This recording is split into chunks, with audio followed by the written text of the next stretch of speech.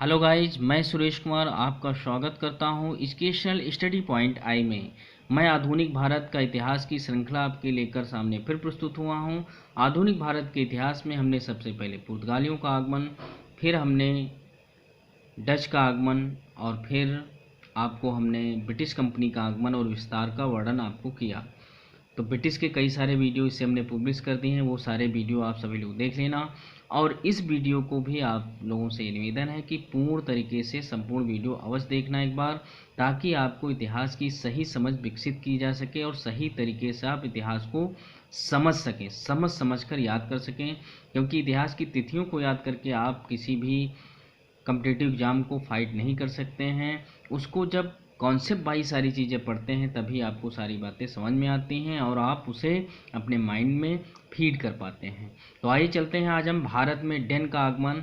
तो आपको बताना होगा पुर्तगाली, डच और ब्रिटिश के बाद भारत में चौथी अगर जो व्यापारी कोई कंपनी आई तो 1616 ईस्वी में ये भारत में आए। डेनिश ईस्ट इंडिया कंपनी की स्थापना, डेनिश मतलब डेनमार्क देश के लोग रहने वाले थे, इनको हम डेनिश कहते थे। तो डेनिश ईस्ट इंडिया कंपनी की स्थापना सन 1600 ईस्वी में हुई।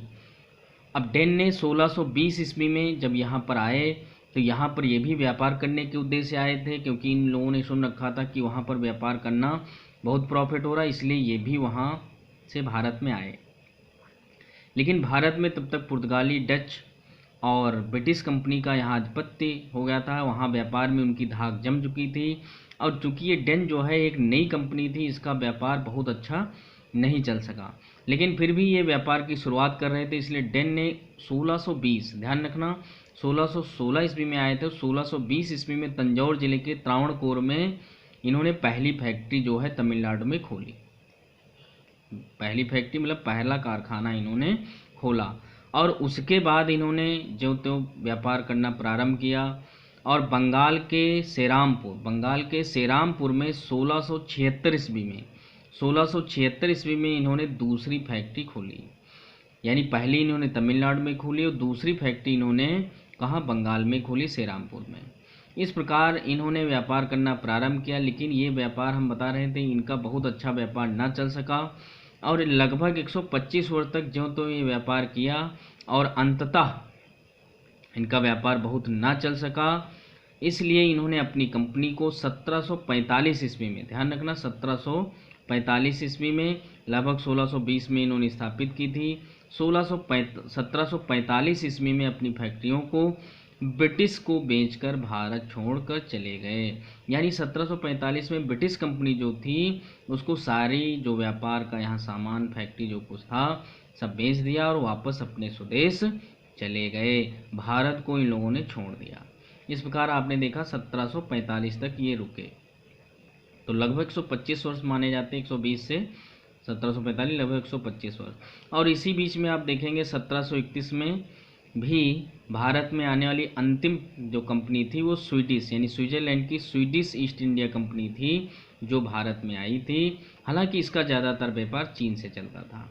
तो इस प्रकार आपने देखा दो जो विदेशी कंपनी थी भारत में आई और उन्होंने व्यापार किया, लेकिन ये ज़्यादा सक्सेस यहाँ भारत में ना हो सकी। और इसके बाद देखा जाए डेनिश। अब डेनिश के बाद जो कोई पांचवी कंपनी भारत में आई है वो फ्रांसीसी कंपनी है। आइए उस फ्रांसीसी कंपनी का भी वर्णन हम इसी वीडियो में कर लेते हैं। तो फ्रांसीसी कंपनी, आधुनिक भारत का इतिहास में आपको फ्रांसीसी कंपनी 1664 ईस्वी में भारत में इन्होंने आगमन किया। तो आप लोग इस वीडियो को पूरा अवश्य देखना, हमने कहा। और साथ में हमारा ये भी कहना है, हमारे जो वीडियो पब्लिश होते हैं उनको अपने सही समय और सबसे पहले प्राप्त करने के लिए सब्सक्राइब कर लेना और बेल आइकन अवश्य दबाना। और चैनल को सब्सक्राइब करने के बाद हमारे वीडियो जो आते हैं उनको लाइक करना तथा उनको शेयर करना और साथ में कमेंट करना मत भूलना, क्योंकि कमेंट ही आप जो बताएंगे उससे हमारी कमियां या हमारी खूबियां निखर कर आती हैं। तो उसमें जो कमियां रहेंगी उसको हम पुनः और सुधारने का कार्य करेंगे। तो प्लीज़ हमारे चैनल को, इस वीडियो को पूरा अवश्य देखना। तो फ्रांसीसी कंपनी सन 1664 में भारत में आई। तो फ्रांसीसी कंपनी भारत में आने वाली पांचवी कंपनी थी, ध्यान रखना। हम पुनः रिकॉल कराते, सबसे पहले पुर्तगाली आए, फिर आपके ब्रिटिश, डच आए, पुर्तगाली, डच, ब्रिटिश, ये व्यापारी आए। अगर जो कंपनियों की बात की जाए तो सबसे पहले आपके पुर्तगाली, उसके बाद ब्रिटिश, उसके बाद डच होगा, और चौथी आपकी डेनिश हो जाएगी, और पांचवी कंपनी आपकी फ्रांसीसी हो जाएगी। तो इन लोगों ने भी सुन रखा था कि भारत में व्यापार करना अच्छा है, वहाँ पर बहुत प्रॉफिट हो रहा है। इस प्रकार यहाँ के जो राजा थे उस समय, ध्यान रखना है, इसको आप पॉइंट टू पॉइंट समझते रहिए, आपको सारी बातें समझ में आती रहेंगी। वहाँ के जो उस समय राजा थे जिनका नाम था लुई 14वें, यानी लुई जो 14वें राजा थे, इनके एक बहुत ही प्रमुख मंत्री थे जिनका नाम था काल्बर्ट।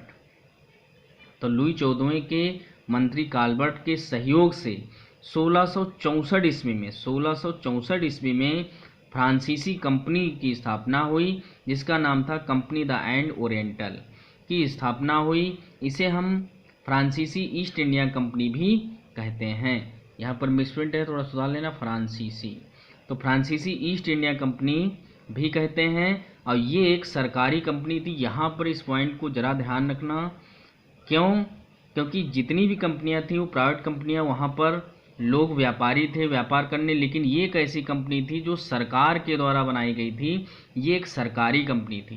तो ये भी प्रश्न पूछा जाता कौन सी ऐसी कंपनी थी जो सरकारी थी, तो आप कहेंगे फ्रांसीसी जो कंपनी थी वो सरकारी कंपनी थी।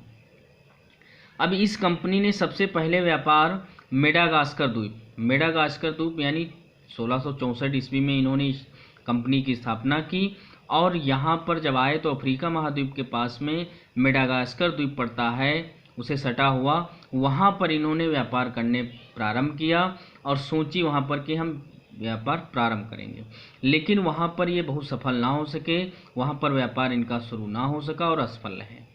तो आपने देखा 1664 ईस्वी में इन्होंने मेडागास्कर में प्रयास किया, लेकिन ये असफल रहे।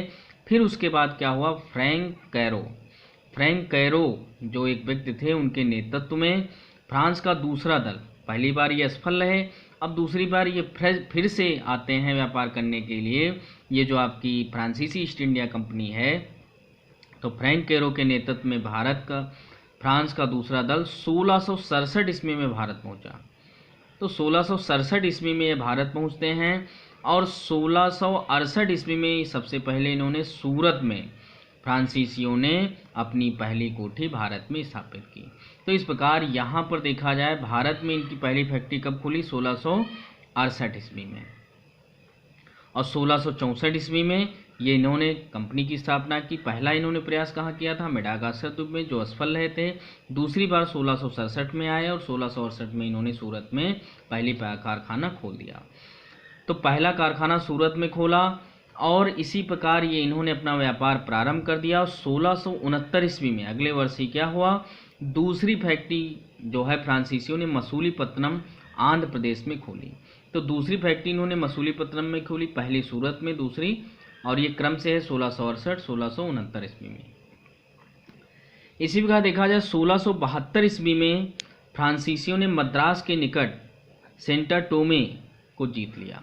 अब 1772 का समय आया तो फ्रांसीसियों ने क्या किया, मद्रास का जो एक स्थान था जिसका नाम था सेंटा टोमे, उसको इन्होंने जीत लिया। अब जीत लिया तो अगले वर्ष ही उनका नौसेना अध्यक्ष दी ला हे, ध्यान रखना ये प्रमुख व्यक्ति था, दी ला हे नौसेना का अध्यक्ष था। दी ला हे ये एक विद्रोहवादी था, यानी विस्तारवादी व्यक्ति था। इसने क्या किया, गोलकुंडा के जो सुल्तान थे तथा डचों ने मिलकर सेंटा टोमे को फ्रांसीसियों से छीन लिया। यानी अगले वर्ष उनका नौसेना अध्यक्ष दी ला हे बना, और इसी ने सेंटा टोमे को जीता था। और इस प्रकार जो गोलकुंडा के सुल्तान थे, उन्होंने, वो और डच दोनों लोगों ने मिलकर इस जो सेंटा टोमे था इसको पुनः प्राप्त कर लिया, यानी इस जो फ्रांसीसी कंपनी थी उससे वापस छीन लिया, फिर से छीन लिया। और अंततः उन्होंने जब छीन लिया तो इनका व्यापार वहाँ से जब प्रारंभ हुआ था तो सारा छीन गया, तो ये थोड़ा वहाँ पर मुश्किल महसूस करने लगे, उनका व्यापार थोड़ा में कमी आई। अब जब कमी आई तो ये परेशान हुए, हालांकि इनकी भी थी, ये आप व्यापार करने आए थे, व्यापार करते आप किसी भी राजा या सुल्तान से कुछ छीनने की ज़रूरत नहीं थी, लेकिन इन्होंने गलती कर दी। और 1673 ईस्वी में फ्रांसीसियों के निदेशक फ्रैंको मार्टिन, एक महान व्यक्ति थे फ्रैंको मार्टिन, तथा वेलांग द लेस्पिने, दी लाहे के सैनिक, यानी दी लाहे जो था आपका उसके एक सैनिक थे वेलांग द लेस्पिने और फ्रैंको मार्टिन। ये दोनों लोगों ने मिलकर फिर से जो है किससे मिलकर वालिकोंडापुरम के सूबेदार थे शेर खां लोदी से एक गांव प्राप्त किया जहां पर फ्रांसीसी बस्ती बसाई। आई रिपीट यू, शेर खां लोदी थे कहाँ के, वालिकोंडापुरम में, वहाँ के सूबेदार थे। इनसे इन्होंने एक गांव प्राप्त किया। अब जब एक गांव प्राप्त इन्होंने किया तो वहाँ पर इन्होंने क्या किया, अपनी फ्रांसीसी बस्ती बसाई। तो फ्रांसीसी जब बस्ती बसाई तो वो बस्ती जो थी यहाँ पर अपना विस्तार किया और उसको एक अच्छा विकसित करने लगे। वही छोटा सा जो गांव था, जो गांव मिला था शेर खां लोदी से, उसी छोटे से गांव को इन्होंने पांडिचेरी कहा। तो आप समझ रहे हैं पांडिचेरी जो है उसका संस्थापक कौन है, तो आप सीधे समझ जाएंगे फ्रांसीसी लोग के रूप में जाना गया। और इसकी इन्होंने किलेबंदी कर दी। इसकी इन्होंने क्या कर दी, किलेबंदी कर दी। अब किलेबंदी कर दी, साथ में 1774 ईस्वी में फ्रैंको मार्टिन, जो फ्रैंको मार्टिन आया था निदेशक, उसने इस बस्ती को क्या किया, इसको प्रमुख बना दिया। फ्रैंको मार्टिन इस बस्ती का प्रमुख बन गया। तो ये प्रमुख बन गया पांडिचेरी का। तो पांडिचेरी एक प्रमुख नगरी बन गई और इसी प्रकार आगे ये व्यापार करते रहे। और 1693 ईस्वी में डचों ने फ्रांसीसियों से पांडिचेरी छीन ली। अब यहाँ पर एक घटना घट गई कि 1693 ईस्वी में डच थे वो फ्रांसीसियों से पांडिचेरी को छीन लेते हैं। अब पांडिचेरी को छीन लेते हैं, क्यों छीन लेते हैं, क्योंकि इन्होंने विद्रोह सबसे पहले इनके वहाँ किया था दी लाहे ने। इसके बाद यहाँ पर डचों ने इनसे छीन ली। अब इनका व्यापार और रुक गया। अंततः बाद में एक संधि हुई जिससे हम रिजविक की संधि कहते हैं, रिजविक की संधि।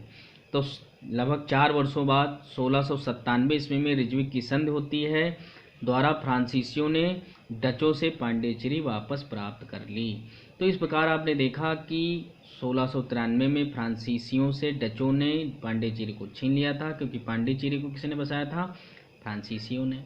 और फ्रांसीसी जो थे अंततः उन्होंने 1697 ईस्वी में रिजविक की संधि के द्वारा पांडिचेरी को पुनः प्राप्त कर लिया और इस प्रकार वो व्यापार करने लगे। 1774 में बंगाल के सूबेदार, अब बात को समझिए, ये यहाँ पर अपना व्यापार बढ़ा रहे थे पांडिचेरी में। तो बंगाल का उस समय जो सूबेदार था शाइस्ता खां, वो समझ रहा था कि व्यापार ये अच्छा कर रहे हैं, अच्छा बसा रहे हैं, तो इसने भी क्या किया, फ्रांसीसियों को अपना जो है आमंत्रित किया कि आइए हमारे वहाँ भी आप चाहें तो व्यापार कर सकते हैं। इसके लिए उसने एक जगह दे दी कि आप आइए। तो यहाँ पर उन्होंने 1674 में आगमन के लिए इनको प्रस्ताव रखा था फ्रांसीसियों के सामने।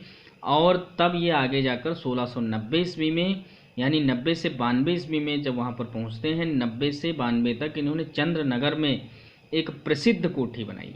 तो चंद्रनगर बंगाल की बहुत ही प्रसिद्ध कोठी मानी जाती है, क्योंकि इन्होंने पांडिचेरी को बहुत अच्छी तरीके से किलेबंदी और उसको विस्तार किया। उसी प्रकार चंद्रनगर को भी अच्छी तरीके से इन्होंने एक कोठी बनाई। तो आप समझ रहे हैं कि किस तरह इनका व्यापार चल रहा था। अब इसके आगे चलते हैं तो आप पाएंगे, तो फ्रांसीसियों ने 1721 ईस्वी में मॉरिशस तथा 1725 ईस्वी में मालाबार समुद्र तट पर स्थित माहे और 1739 ईस्वी में कराईकल पर अधिकार कर लिया। तो वहीं पर फ्रांसीसियों ने क्या किया, ये समुद्र तट किनारे जो थे वहाँ पर इन्होंने सारे जो किनारे थे, तटीय क्षेत्र थे, वहाँ पर अपना अधिकार प्राप्त कर लिया, वहाँ से अपना व्यापार करने लगे। तो इस प्रकार फ्रांसीसियों ने 1721 में मॉरिशस, याद रखना 1725 में मालाबार समुद्र तट, और इसी प्रकार माहे समुद्र तट पर, मालाबार तट पर कौन थी, माहे, और 1739 ईस्वी में कराईकल पर भी अधिकार कर लिया। वहाँ पर अपना व्यापार इन्होंने विस्तार करना प्रारंभ कर दिया। फ्रांसीसियों ने सभी जगह का मुख्यालय पांडिचेरी तथा महानिदेशक फ्रांसिस मार्टिन ही था। यानी फ्रांसीसियों का जो मुख्यालय था वो पांडिचेरी रखा था, क्योंकि उसका विस्तार, उसको अच्छी तरीके से उन्होंने सजाया था। ये एक फ्रांसीसी बस्ती थी। तो इस प्रकार अगर देखा जाए तो उसको पांडिचेरी का संस्थापक किसे माना जाता, फ्रांसीसियों को या फिर फ्रांसिस मार्टिन को। अब फ्रांसीसी जो गवर्नर था फ्रांसीसी जो गवर्नर था जिसका नाम था डुप्ले, ये बहुत प्रबल माना जाता है। तो डुप्ले के समय में फ्रांसीसी अपने प्रभुत्व पर थे, परंतु इसके बाद फ्रांसीसियों का पतन हो गया। यानी जब डुप्ले आया था यहाँ पर गवर्नर बनकर, तब फ्रांसीसी कंपनी का विस्तार विकास बहुत अधिक हुआ। उसके बाद इसका पतन होने लगा। तो आपको बता दें, डुप्ले 1742 ईस्वी में गवर्नर बना था और इसने सहायक संघ की एक नीति शुरू की थी। यानी जो फ्रांसीसी जो गवर्नर था जिसका डुप्ले नाम था, उसने एक नीति चलाई था जिसका नाम था सहायक संघ। और यही सहायक संघ अंग्रेजों ने आगे चलकर 1798 यानी वेलेजली जो गवर्नर थे, उन्होंने इसको बहुत बड़े पैमाने पर चलाया था और सहायक संघ के द्वारा सभी राज्यों को अपने में विलीन कर रहे थे। तो ये सहायक संधि हो गई। तो सहायक संधि जो है शुरुआत किसने की थी? गवर्नर डुप्ले ने। अब इसी प्रकार 1760 ईस्वी में अंग्रेजों तथा फ्रांसीसियों के मध्य वांडीवास का युद्ध हुआ, जिससे अंग्रेजों की ओर से आयरकूट लड़ रहा था और फ्रांसीसियों की तरफ से लाली नेतृत्व कर रहा था, जिसमें अंग्रेज विजित हुए। यानी अंग्रेज जीत गए, फ्रांसीसियों की हार हुई। और जब हार हुई तो अंततः जो है उक्त युद्ध यानी ये युद्ध जो हुआ वांडीवास का, तो समापन 1763 ईस्वी में जब पेरिस की संधि हुई थी उससे समाप्त हुआ। तो पेरिस की संधि यहाँ क्यों आया, अब इसको भी समझना है, क्योंकि यहाँ भारत में अंग्रेज और फ्रांसीसी लड़ रहे थे। वहाँ अंग्रेज जो हैं, ब्रिटेन जो था और फ्रांस देश, दोनों आपस में वहाँ भी विद्रोह चल रहा था, आपस में लड़ाई चल रही थी। जब वहाँ चल रहा था तो भारत में भी वहाँ से आदेश मिला कि आप यहाँ पर युद्ध करें, अंग्रेज़ों को भी यहाँ पर आदेश मिला कि आपस में आप लोग वहाँ युद्ध करिए। तो इस प्रकार दोनों का यहाँ भी युद्ध हुआ और अंततः जो है 3 साल बाद पेरिस की संधि, यानी यहाँ पर ये संधि जो है पेरिस में हुई, फ्रांस में हुई, पेरिस में संधि हुई, यहाँ नहीं हुई। तो तब जाकर ये युद्ध समाप्त हुआ। इस प्रकार वांडीवास के युद्ध फ्रांसीसी कंपनी का नाम मात्र ही रह गई, यानी फ्रांसीसी कंपनी का बहुत ज़्यादा विस्तार नहीं हो सका। इस वांडीवास के युद्ध के बाद लगभग आप कह सकते हैं इनका व्यापार ना के बराबर रह गया था। अब यहाँ पर हम इम्पोर्टेंट फैक्ट की बात करें तो पांडिचेरी के संस्थापक अभी हमने बताया था फ्रांसीसी माने जाते हैं या फ्रांसिस मार्टिन को माना जाता है। तो इस प्रकार ये आपका फ्रांसीसी कंपनी का भारत में आगमन, इस प्रकार जितनी भी कंपनियां थी भारत में आपकी क्रम से आई, इसका वीडियो भी हमने पहले पब्लिश कर दिया। कौन से व्यापारी और कौन सी कंपनी भारत में क्रम से आई है उसका भी वर्णन हमने किया है। तो इस प्रकार आप सब लोगों ने समझ लिया। इसके बाद अब हम नवीन राज्यों का उदय और साथ में इससे पहले हमने ब्रिटिश कंपनी के जो आपके अधिनियम आए थे उनका वर्णन किया है, रेगुलेटिंग एक्ट और पिट्स इंडिया एक्ट और चार्टर एक्ट भी हम एक वीडियो में पहले बता देंगे। उसके बाद हम नवीन राज्यों का उदय बताएंगे। धन्यवाद।